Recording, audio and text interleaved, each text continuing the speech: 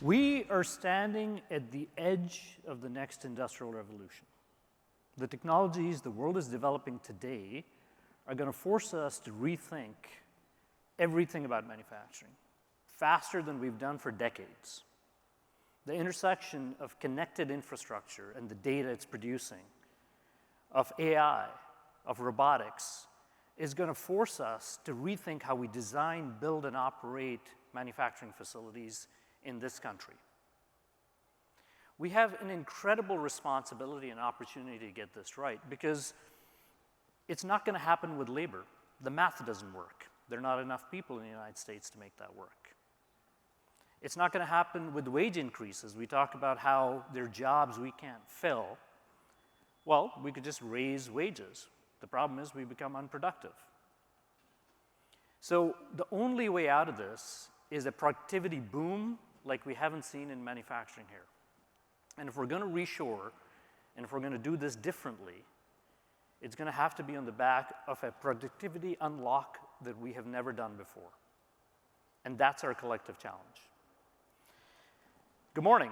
My name is Aamir Paul. I lead Schneider's North American operations, and it's a privilege to be here with all of you to have this conversation. Because the one thing I can tell you at the start, and I'll repeat through my talk, is this is a collective responsibility. No one company, no one solution provider can do this alone. We have to do this as a collective. Now, a little bit about our company. Schneider Electric has been operating in the US for well over 130 years, and I'll tell you more about our history in a minute. We have 200 factories around the world, 21 of them right here in the US. We recently announced an investment of over $700 million, bringing our investment over the last few years to $1 billion of investment in new factories in the US. You heard some of the facts from Alex about our footprint. 4 out of 10 homes are powered by us. We have the privilege of powering the data center revolution. In fact, if you get online, you cannot be online for more than 6 hours without interfacing with a data center powered by us. I'll talk about our brands, but the impact we're trying to make is to help the world be more efficient, more reliable, and more sustainable. Last year, Time Magazine named us the most sustainable company in the world. This year, Corporate Knights, a Canadian ratings agency, named us the most sustainable company in the world, and we're the only company who's had that distinction twice. Now, for us, sustainability doesn't mean that we don't have other responsibilities, and what I'm really proud of, in addition to that recognition, is in the same time frame, we have delivered best-in-class total shareholder returns. So this idea that being sustainable and being economically viable are opposed, we believe is not true, and we're actually working with our partners and customers to prove that point out.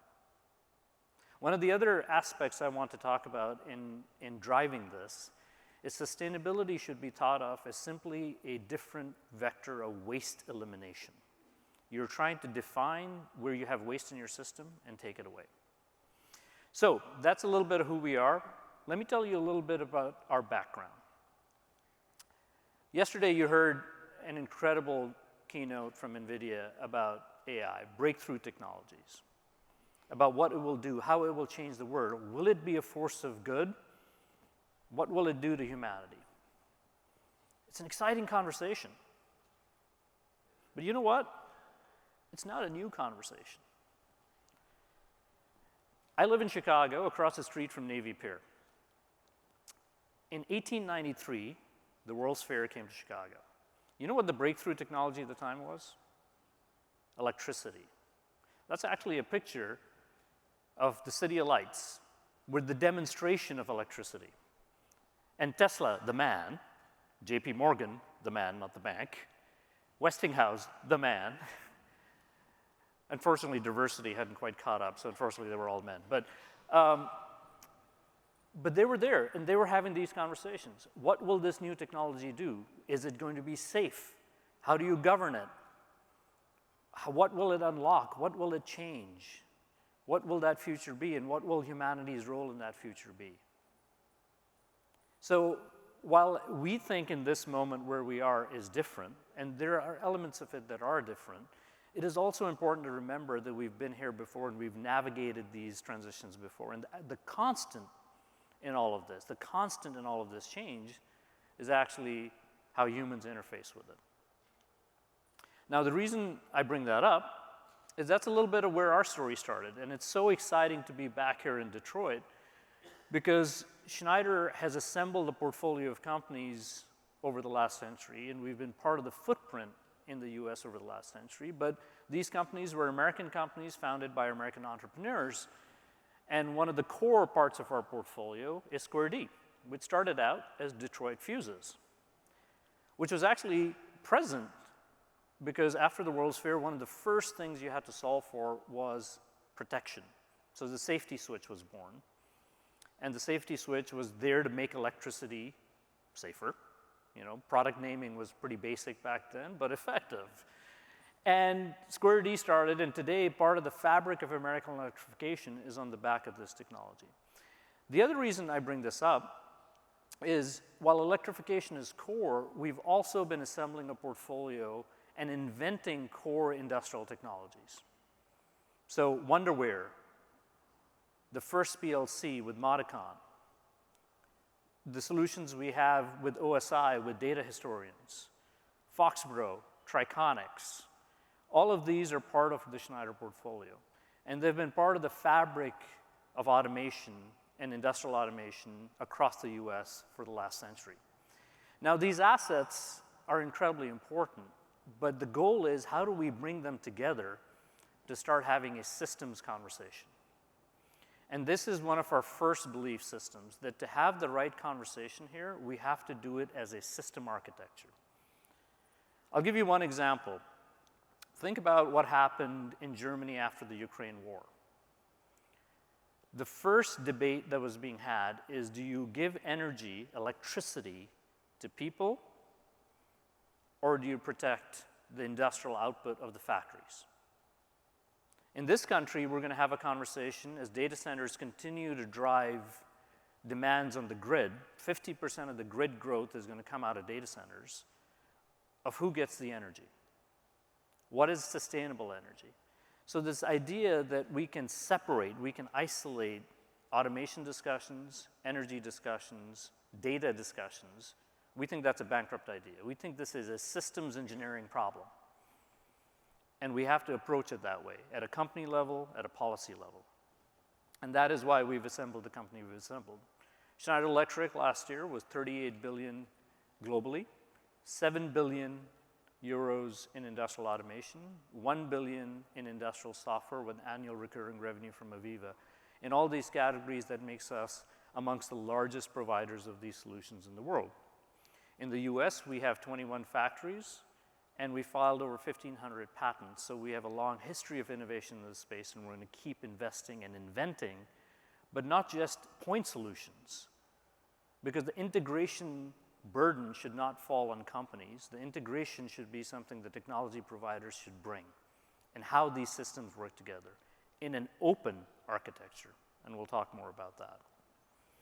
So today, we are present in 90% of the manufacturers, 49 of the top 50 chemical producers, 20% of the power generation, almost all of the 25 top food and beverage companies, and the top 10 triple M companies. We consume something like 1.1% of the world's silver and 0.4% of the world's copper, so we have some sense of what happens in that mining footprint. And again, the reason this is important is because what it gives us is domain expertise. We don't believe that our goal is to just produce technology. In fact, I would contend with all of you who are here from an OEM that the technology you're producing is important, but it is not the goal. The goal is to help our customers, help our partners, help society solve problems in a more productive way than it's ever done before. And so all of us have responsibly understand not only what we're doing, but what system we're part of. And that's where really the conversation today is about. What are the big fundamental things as an ecosystem across companies, across policymakers, across system integrators that we should be working on? So let's start that conversation. I love this chart because it talks about change over time, right? So you see it took 68 years for 50 million users for the airplane. Recently, when I did this last time, Pokemon Go was sort of the winner, and I asked how many people were users. Variable depending on the audience you're in. But the takeaway here is the speed of adoption is increasing at a level that we've never imagined. And what you also see is that tipping point of the iPhone. What happened after that? And look, that's not that long ago. I suppose that's a relative statement. But for me, that's not so long ago. And what has happened after that? Almost everything is software-defined. Software architectures allow you to go exponential in terms of speed of transformation. So ask yourself this question. If we're going to unlock productivity in ways we have never done, and it needs to be substantially greater than any time before, not only in our history, but competitively in the world, what is the one vector that is going to unleash that in ways that no other physical architecture can do? It has to be software-defined. Software has to be a core component of that. The other headline is, people resist change. Here's an assertion. Think of any dramatic change you've been part of. There are 3 phases to it. At first, it's crazy. Then, it's dangerous. And then, it's obvious. Crazy, dangerous, obvious. I'll give you an example. When I was young and the internet was a new thing, good advice was don't meet people on the internet and don't get in cars with strangers. You're laughing because you realize there's an entire business model built on meeting people on the internet and getting cars with strangers, right? So at first, that's crazy. Then it's dangerous. Then it's obvious. As we think about how we're going to change protocols, you know, a lot of what we do, especially in the automation space, it starts with risk aversion. It starts with, well, what could go wrong? It starts with, well, we've always done it this way, so let's do that. Well, we've always done it this way is not going to get us the outcomes we need. And so the most important thing you have to take away from this is not only is the speed of change accelerating, not only is the unlock defined by software, but the barrier to that is a leadership mindset. And initially, that comparison doesn't look so far. But over time, it becomes exponential. Blockbuster, believe it or not, owned Netflix for a brief period of time. This was when Netflix was still mailing you DVDs. And the user experience between, you know, Be Kind, Rewind, dropping off your VHS, and waiting for the DVD to show up wasn't that big. So Blockbuster said, well, we don't think this is ever going to be profitable. It's not going to scale. We're out. You guys know where that story ends, right? If, as a leader, you wait till that change is obvious, it will be too late. So all of us, whatever part of this ecosystem we're in, have to commit to leading this change, even if it feels risky, and even if initially it means we're misunderstood, because if we don't, the downside risk of being late is too great. There was a survey done recently, and it asked Americans, how many Americans think we should bring manufacturing jobs back to the US? Something like 80% said, yes, we should. Survey then asked, how many of you want to work in manufacturing in the US? 15% said, we want to do that. That's kind of a problem. Why is it a problem? We have 2.1 million jobs that are shortfall.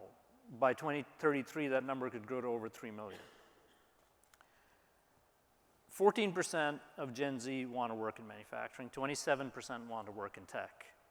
I would argue there is more tech in manufacturing than they will remain in tech. By the time you're done with AI writing code, actually, manufacturing is a more pervasive and exciting technology footprint.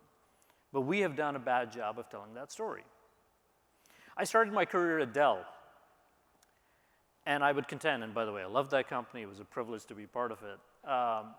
But the tech sector, I think, does a fabulous job of getting people excited about a future that doesn't quite yet exist.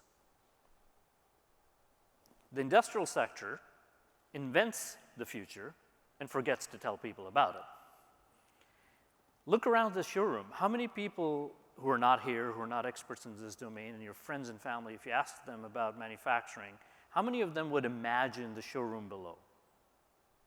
They just wouldn't.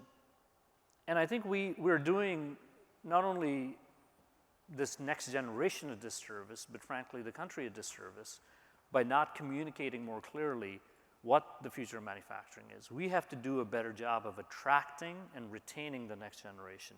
And we also have to do a better job of making sure we get the data and the experience of the generation we have today. Do this, and trust me, I do this. This is a weird thing, but go with me. When you're traveling, go to a water, wastewater utility or a electrical plant. And they'll give you the tour, and then you say, when things really go wrong, like it's really challenging, who do you call? And they'll have 3 or 4 engineers. And these are the most remarkable, dedicated, thoughtful, committed people you will meet. It's incredible, some of the talented people I've met. And in 90% of the cases, they are 5 years from retirement. So we have this incredible knowledge transfer we have to do to infrastructure, right? I fly all the time. I am very concerned about air traffic controllers, right? I want them to be happy and healthy and super satisfied with their job because that's a problem.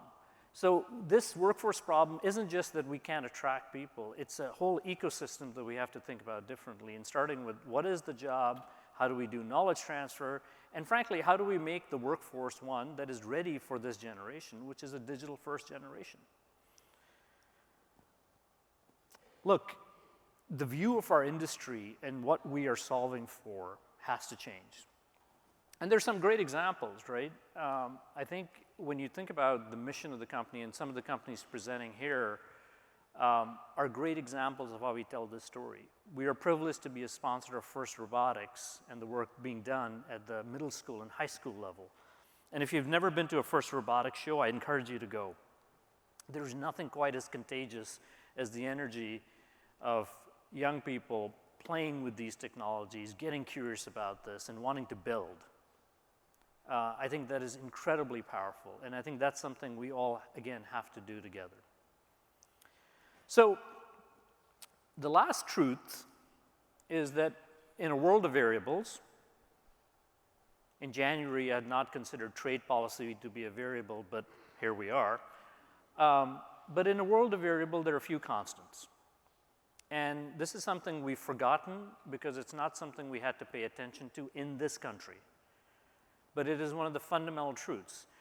Before the picture I showed you and the electrification of the US, when you wanted to build some sort of production facility, where would you put it?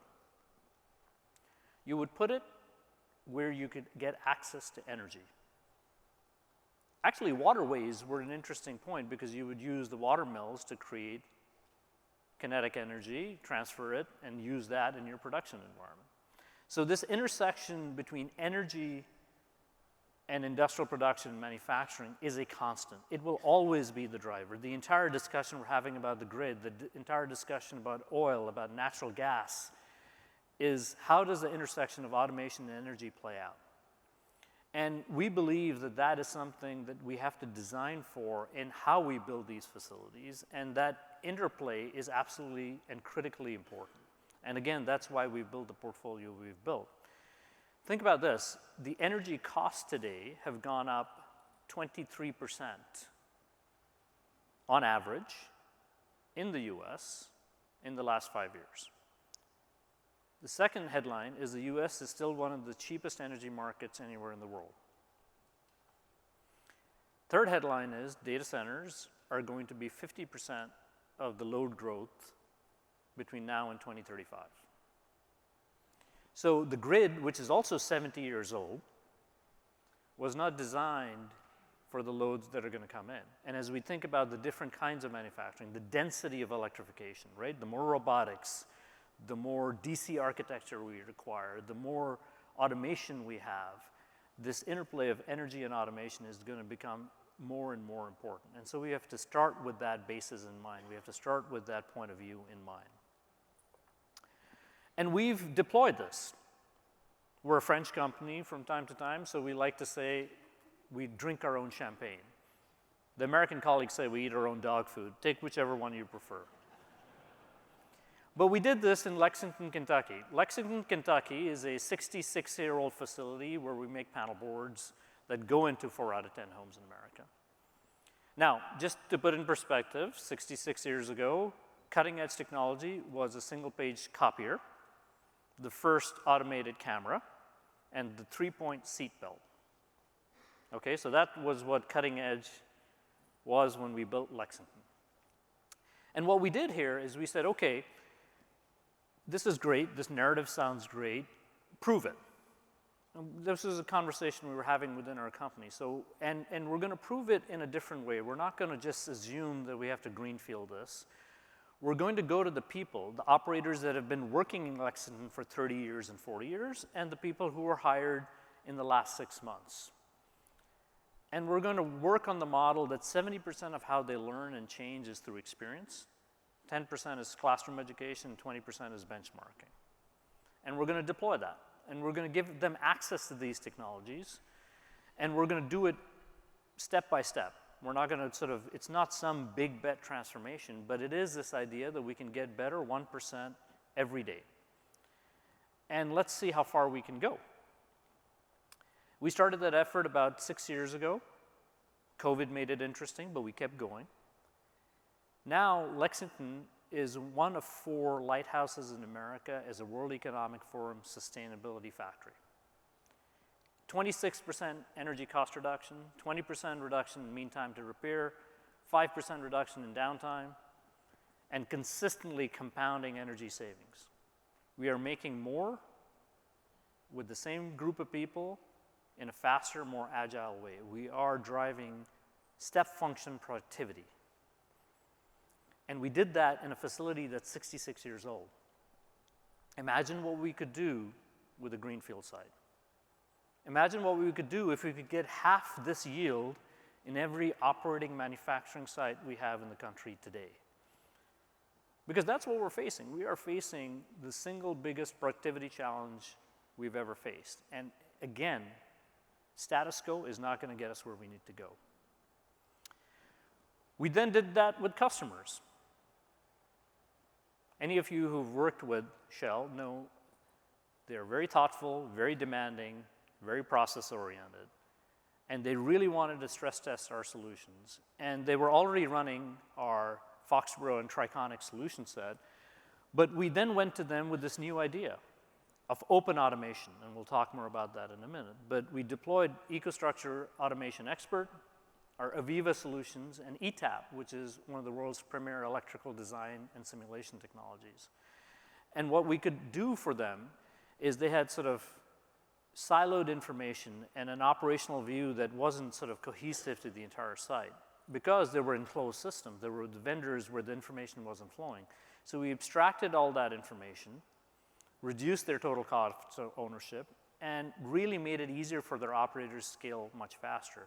This particular facility we did that with is in Alberta, and it is now one of the most efficient processing sites in their entire fleet globally.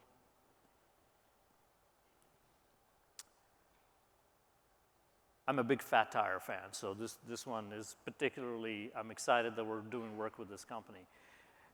In this case, and by the way, if you haven't been to our booth, we set it up as a brewery, not in homage to Fat Tire, but because we wanted to show every step of the process and how these solutions come into play. But what you'll see in our booth is actually part of the manifestation of what we did for this customer, which was how do we make sure their operations, and many of them are in remote areas, how do they run more effectively with less people on site?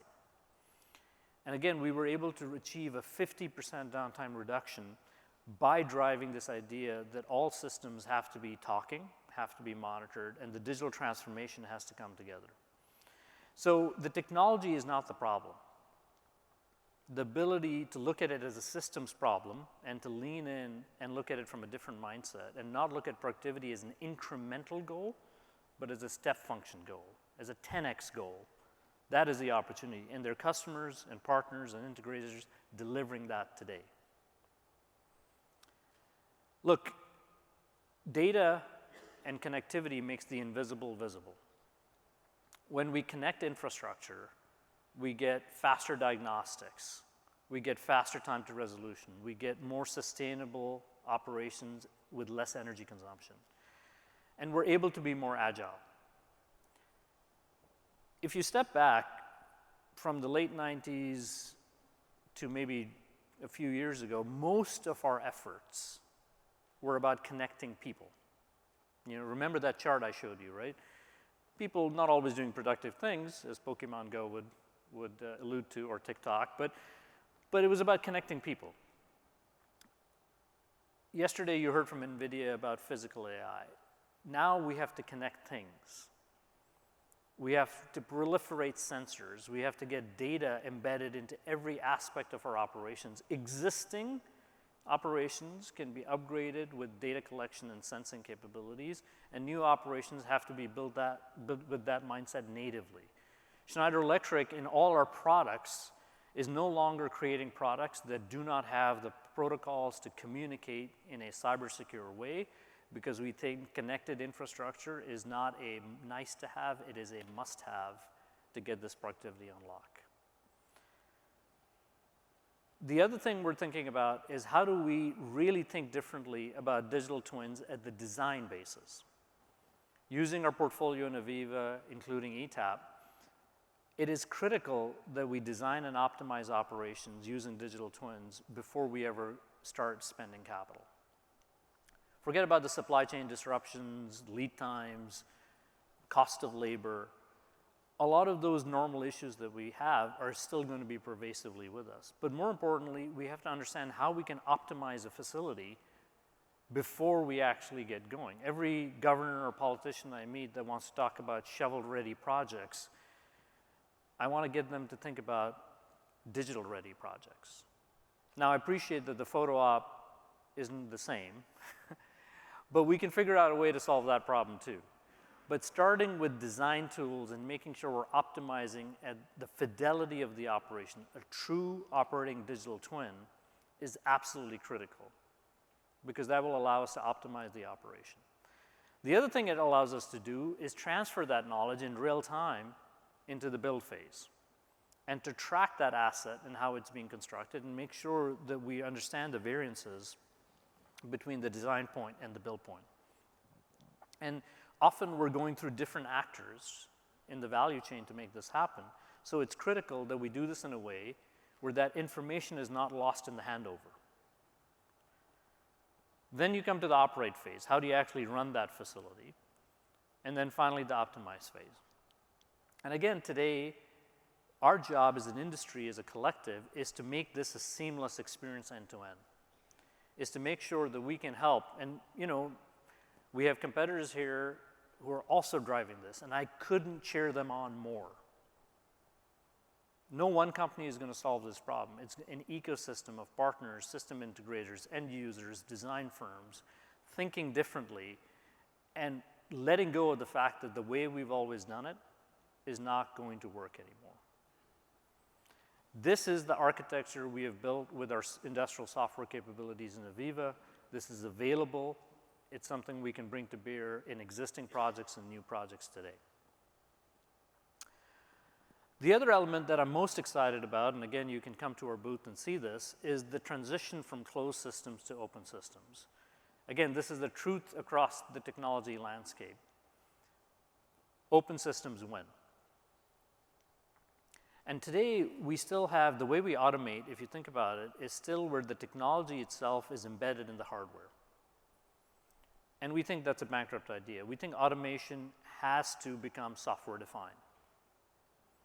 And with EcoStruxure Automation Expert and the EcoStruxure Automation Platform, that is exactly what we're doing. This is the world's first and most complete software-defined architecture.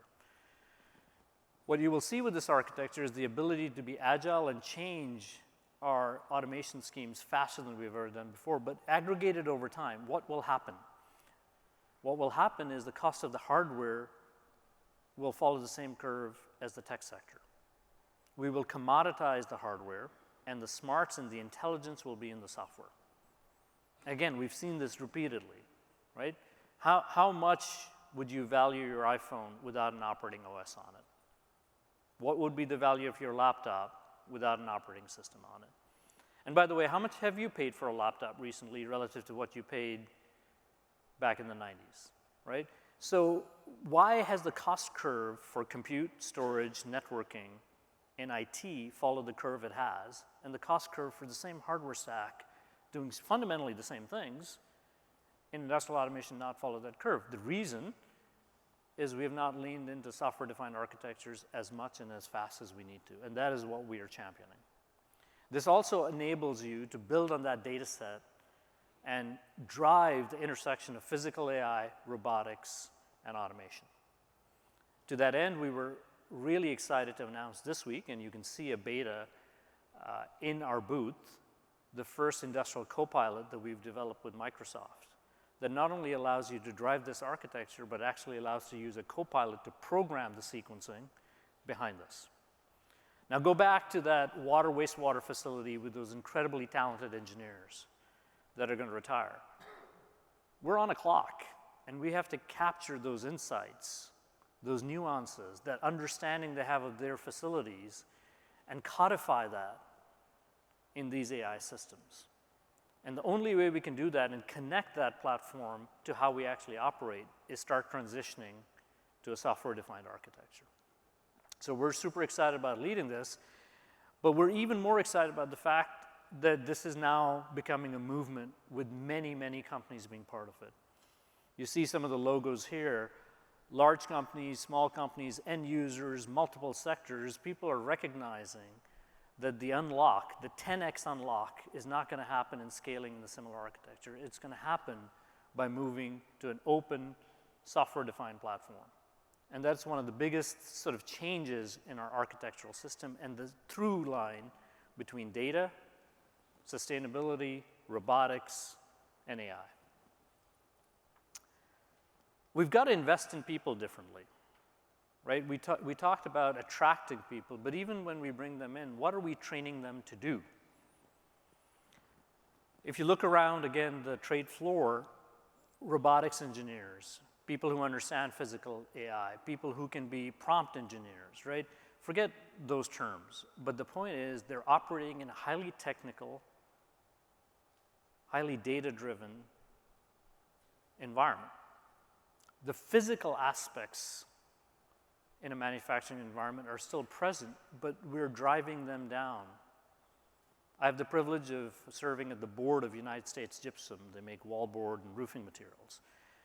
They have a visual AI tool when wallboard comes out on how to make sure that a human operator doesn't have to fix it because the ergonomics of that fix generally leads to problems.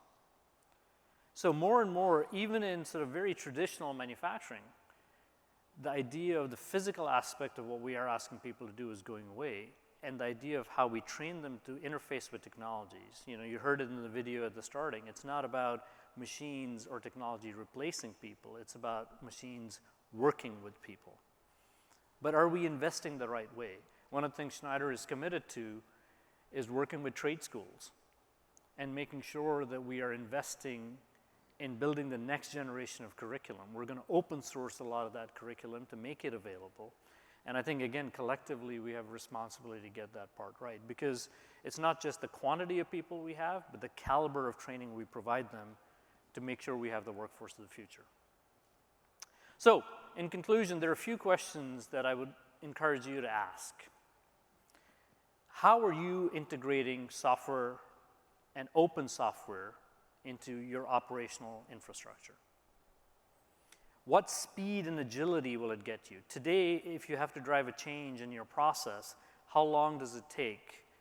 And how much faster could you do it? And how could you use AI and copilot technology if you had a software-defined architecture? What are you doing to empower the workforce of the future? Not only to attract but retain and develop them. And most importantly, are you going to jump in when it feels a little crazy, when it feels a little dangerous, or are you going to wait till it's obvious? What is your responsibility to your organization, to your peers, and to your team? Change is going to be a constant, but no progress is achieved without a degree of discomfort, right? There's always new technologies to get excited about, how many different axes a robot has, what are we calling it, robotics or physical AI? You know, we can get lost in the acronyms, but actually the real work is about dealing with the discomfort of driving and leading change. The skills gap is real, but the technology gap is not. And we have an opportunity to close that gap. And frankly, especially in the United States, productivity is a critical outcome to get this right. And like every other part of the tech sector, this is not even close. Open software-defined architectures will win. That is our vision of the future. That is the company me and my colleagues are committed to building and leading. That is the partner we want to be for the system integrators and other OEMs in the room. That is the solution we want to provide to end users. We're excited together to redefine American manufacturing. Thank you very much.